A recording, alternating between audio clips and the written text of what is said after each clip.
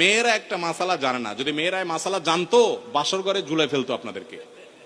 মাসালাটা হলো, যদি কোনো মেয়ে দাবি করে যে মোহর যা ধার্য হয়েছে, আপনি আমার স্বামী, সবই ঠিক আছে, আগে মোহর ফেলেন তারপরে সামনে আগান, এটা যদি কোনো মেয়ে বলতে চায়, ইসলাম তাকে সম্পূর্ণ সেই অধিকার দিয়েছে।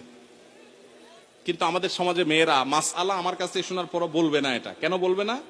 কারণ আমাদের সমাজে পুরুষগুলো এমন রাক্ষসের মতো এবং এমন জালিম, এমন অত্যাচারী, বেশিরভাগ, সবার কথা বলছি না, যে এই কথা যদি মেয়ে বলে বাসর রাতে, ঠিক আছে স্বামী, সবই ঠিক আছে, আপনার সাথে আমার বিয়ে হয়েছে, সব ঠিক আছে, মোহর ধার্য হয়েছে, এটা আমার প্রাপ্য, আল্লাহ কোরআনে বলছেন, অতএব এটা দিয়ে দেন। ছেলে বাসর থেকে পালায় দৌড় দিবে, বলবে এই মেয়ে বাসর রাতে এখনই অবস্থা করতেছে, আল্লাহ জানে আমারে কোথায় ঝুলায়। ঠিক না বে ঠিক? অথচ এটা ঠিক না।